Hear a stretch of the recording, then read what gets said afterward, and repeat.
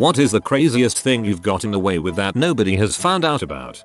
Back when I was 15 or so, some friends and I had these homemade rockets. Not like fireworks, but the model rockets you could shoot 100 feet in the air and they would parachute back down. We were up in the hills shooting them off when one of them misfired. It started a small fire in the grass. We tried to put it out but it spread faster than we could handle. We ended up having to sprint down the hill from the fire because it was moving so fast. I called 911 and we all jumped in our cars and sped off. We parked a couple miles away and watched in horror as the fire spread across the hills towards a housing complex. 5 or so fire trucks arrived and saved the housing complex from burning down. Took them the rest of the day to get the 4 burning hills under control. The police called me back on my cell phone and I told them I was driving by and called the fire in. Nothing else came of it. Senior year of high school I used to dress really sharp, and I usually carried around a laptop case with me because I like to bring my laptop to school. One day I was finishing up my trig test kinda late and the bell rang to go to the next period. I stayed in that class for an extra 3 minutes to finish up my last question and left. Halfway there the bell rang again, marking the beginning of the next period. In my school it was common to do tardy sweeps where deans roll around in golf carts picking up kids who are late and give them detentions. Anyways, I see a dean pick up one of my friends and I think to myself, frick, I am gonna get owned. Then I remembered what one of my friends told me. If I walk like I own the place people will believe it. So I kept my cool and kept walking past the dean. But he tells me to come on over and asks me where my hall pass was. I don't know what came over me but I looked at him straight in the eyes and said, "Excuse me." He looked me in the eyes and repeated the question. "Where is your hall pass?" I looked at him with the straightest face possible, chuckled a little, and said, "Oh, I'm a computer technician. I'm going to portable 118 to go fix a computer right now." He looked at me for 4 seconds and said, "Oh, I'm sorry. I mistook you for a student." Then I said, "It's okay, it happens all the time," and I left. All the while my friend was sitting in the golf cart with his mouth wide open. I kept walking to class and another dean in a golf cart asked me for my hall pass. So I told her I was a computer technician too. I was on a fire at that point, trying to contain my laughter. Anyways, I get inside of the classroom, laugh pretty hard, and everyone looks at me. Obviously I'm late and the teacher, noticing that I am late, asked me where my pass was. I was on a roll at this point so I had to keep going. I told her that I wasn't late and sat down. 10-20 minutes into class my friend who was sitting in the golf cart walks in and shakes my hand. We have a good laugh and play it all cool. When I was around 14, I went to Six Flags with my entire family. It's an annual thing. We split up into groups and I was with my cousin and a family friend of ours. We were supposed to be on the bus by 8 p.m. But we were in line at one of the rides at the time. We were almost there so we decided to just get on the ride and run to the bus. As we were running to the bus, I accidentally bumped into this girl who was taking a picture of her family. I didn't notice she dropped her camera until I was a good distance away. As I looked back, I saw that her camera had shattered into what seemed like a million pieces. My cousin, who was running beside me, looks at me with a horrified expression, and with eyes that screamed, "What the frick do we do?" So I just screamed, "Run for it," and never looked back. To this day, I will not return to Six Flags in fear of this one accident. I have a ridiculous story that relates to this, but it's about my friends. They burned down a very large government building a couple years ago. It was supposedly an accident. They had apparently wanted to see what it was like to do something like that. They had made homemade napalm and thrown it on this 80% completed building, costing millions. They had gotten away with it but a year later felt really guilty about it and turned themselves in. Now they currently reside in a federal penitentiary serving multiple years each.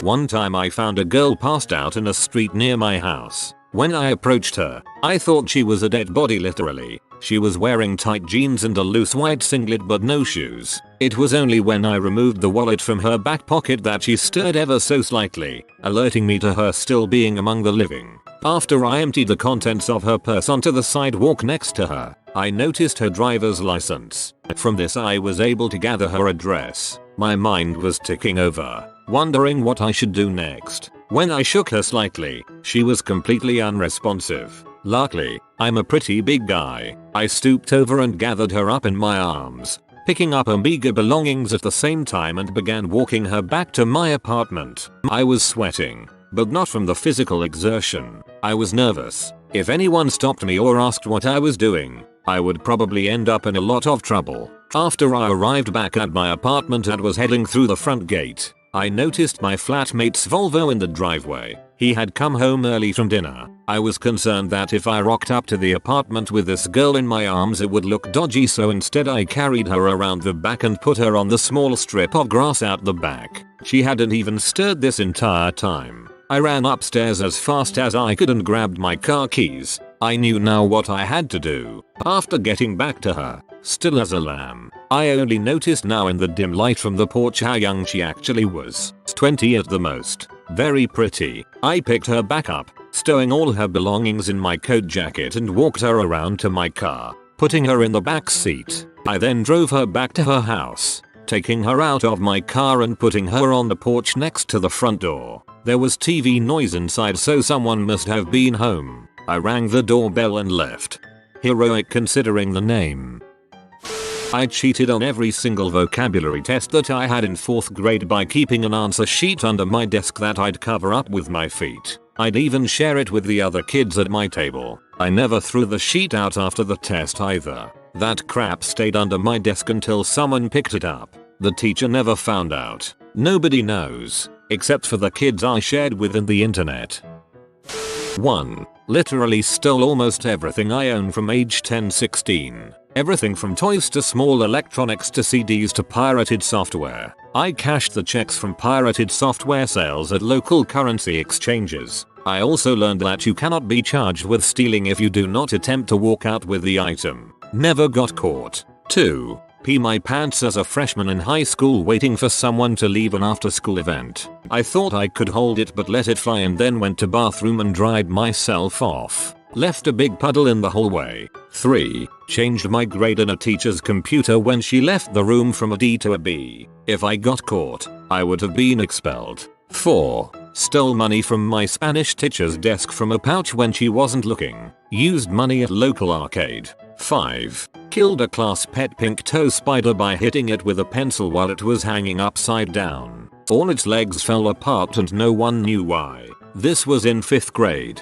6. Destroyed a rental car by driving it like an idiot and blamed wet road when tow truck guy pulled up. He then dropped off a new rental and I left without a single frick given. 7. Cheated on a final round interview with a very popular tech company where I was asked to solve a complex malloc problem and I said I had to run to the bathroom. Then looked through notes in my pocket while in stall and remembered enough to solve it when I got back. Got the job. I'm not all bad though, but after writing all out, I feel like a complete butthole. I'm totally reformed now with family and kids and quite happy following all laws and rules. From a young age I knew that only 2 people do stupid things. Very dumb people and very curious people.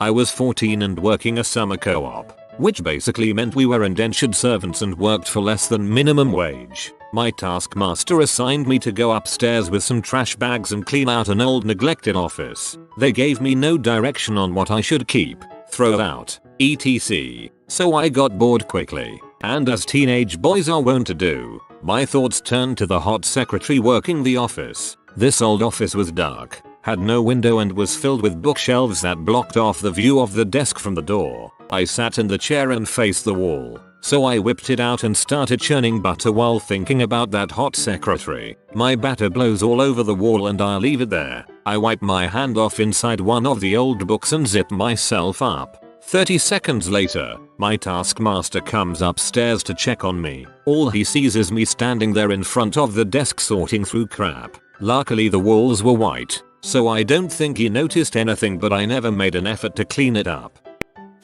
My story is kind of similar to yours. Freshman year of high school, we had an away football game. The game was at 11 AM on a Saturday and normally after I wake up I do my morning pee. But that day I didn't have the feeling. I went to school, got all my pads on, got on the bus, and when we got there, I had to pee like a racehorse. But I had no clue where the bathroom at this high school was and the game was starting in like 30 minutes. Warm-ups passed and the game started. but I still had to pee. By halftime, I honestly thought I was going to blow. Instead of kneeling before our coaches while they give us pep talk before the second half, I stood up and rocked back and forth constantly to try to relieve the pain. Yes, it started to hurt. I finally knelt back down, and right then and there, it went. I pee in my football pads. Luckily for me, I was in the back of the group so nobody saw me or my awkward looking face while I had to deal with the warm yet awful sensation flowing down my leg.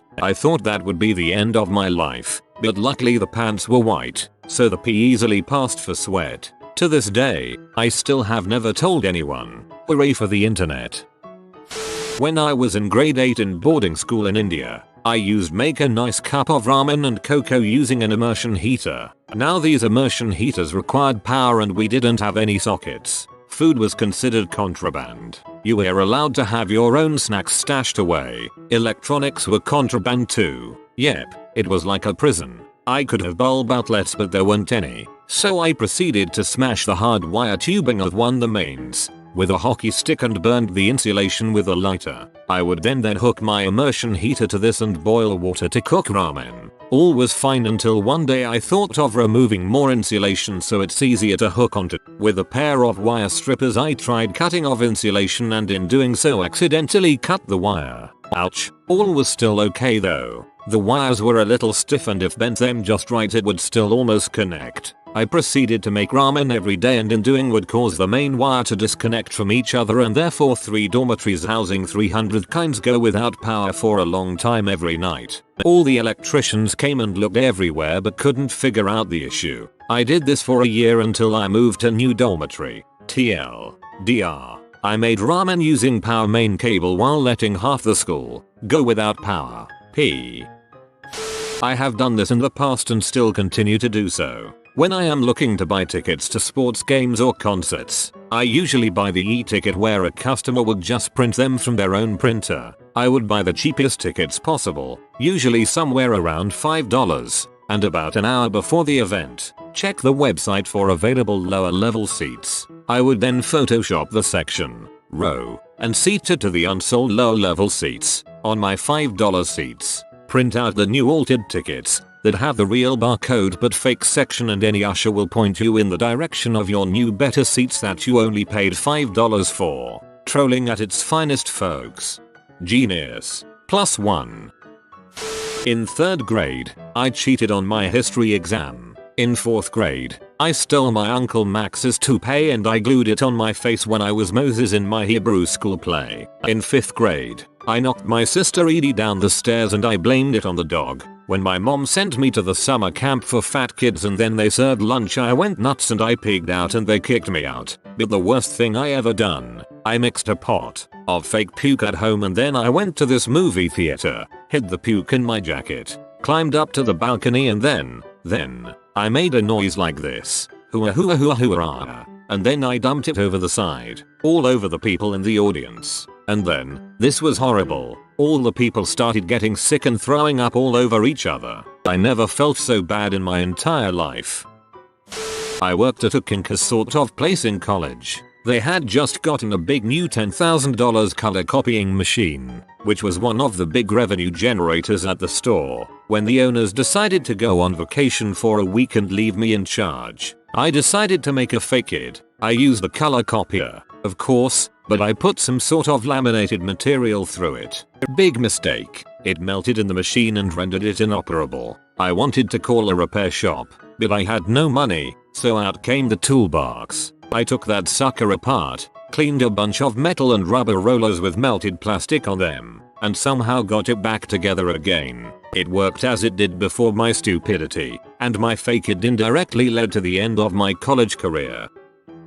When I was 17, my sister and I still lived with my parents. We both parked our cars in the driveway along the side, mine in front of my sister's. This made it difficult for me to back out when I had to leave, cause I didn't want to bother my sister. Anyway, once, it was dark and I was going out, so I started my usual inch forward and back while turning the wheel enough to squeeze out of my parking spot. Near the end, I accidentally bumped my sister's car. It wasn't hard, and we both were driving old shitterboxes so I wasn't too concerned. Then to my horror, I looked out my rearview mirror and saw her car rolling backwards out of the driveway. She forgot to put her parking brake on, or didn't pull it up hard enough. Next scene, I'm running into the street trying to stop a moving car with my bare hands. I managed to get behind it and actually push it enough to stop it from slamming into the tree on my neighbor's yard. Then there I am, yelling for help, because my street is on a downward slope and this car was heavy.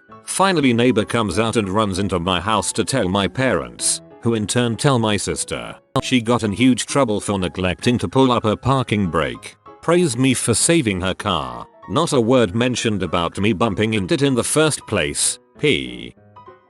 Couple of decades back I was underage working at a pizza joint. The assistant manager insisted that I needed a fake ID even though I had never been drunk before. Social misfit. So he gives me his birth certificate and social security card and has me go to the DMV. Yep, I took the test, presented his documentation, got my photo taken and almost signed my own name to the dang thing. I got one letter in and quickly changed it up. Amazing in retrospect and pretty damned stupid in the doing crap that can't really hurt anyone yet put you away for many years category. Ironically, once I had the ID I almost never got carded when buying alcohol. I became the default beer man for my friends in college. Fortunately I am so much wiser now. This isn't like earth shattering but the way things fell into place when this happened blew my mind. Me and a couple acquaintances, not quite friends being that I had just met these guys, were sitting outside of this apartment where a party we were at was going on smoking cigarettes. I was in mid-sentence with someone when I turned away briefly to flick my butt. As it turned out there was a parked car right in the line of fire with its driver's window just barely cracked, maybe an inch at the most. Of course my still lit cig butt sails through the narrow gap into the backseat of this car. Now, by this point I am slightly drunk and I would never ever, in my entire freaking life, be able to recreate what just happened if I tried. The people outside with me were all intoxicated as well and I spun around in fear waiting for a drunken uproar. Nobody saw a thing. I felt a third awesome for the featuring and 2/3 like a scumbag. I spent the rest of the night hoping I didn't burn a hole in their backseat. As I was reading through your story I thought it would end with the entire interior of the car on fire. Now I am disappointed. When I was young I had found a book of matches. After lighting 10 or 11 I got bored and set the rest on fire and threw it into a dumpster next to a pizzeria and headed down the street to get a drink from a local convenience store. As I headed back home I walked past the pizzeria to find the whole side of the building on fire. I almost shat myself and ran home. I never told anyone about it and even checked the NY statute of limitations on arson before posting this.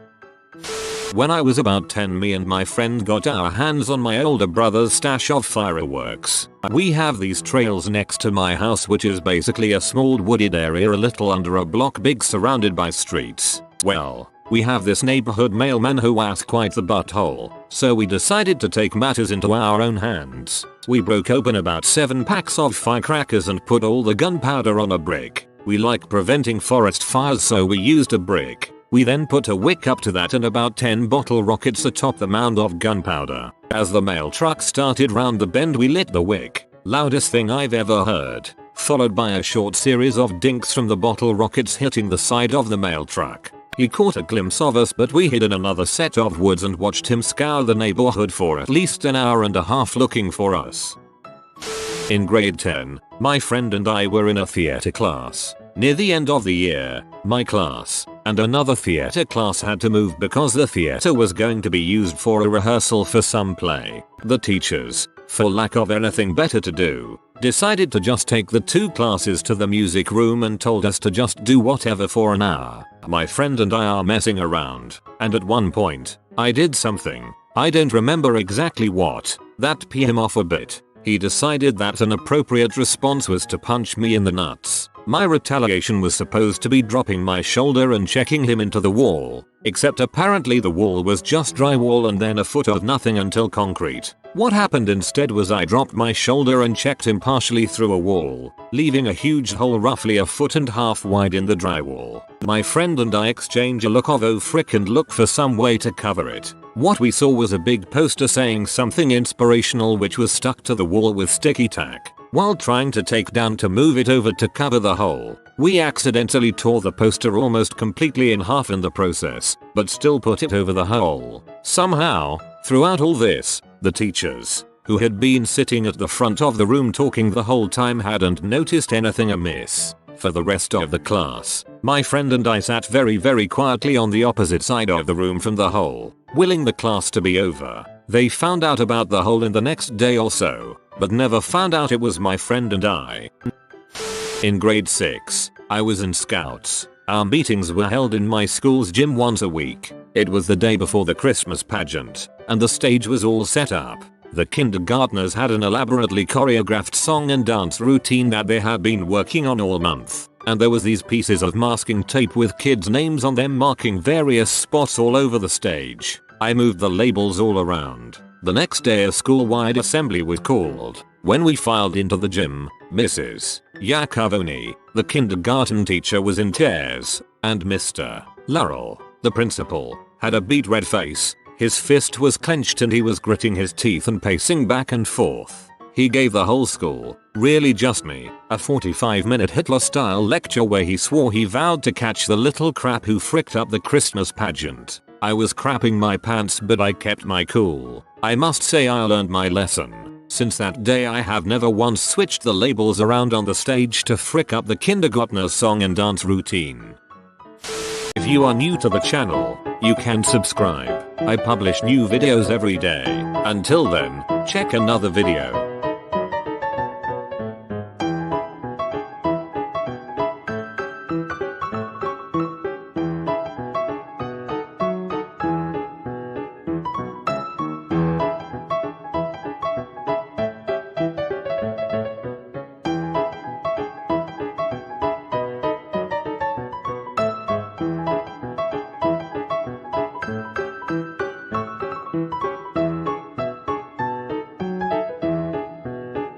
Bye for now.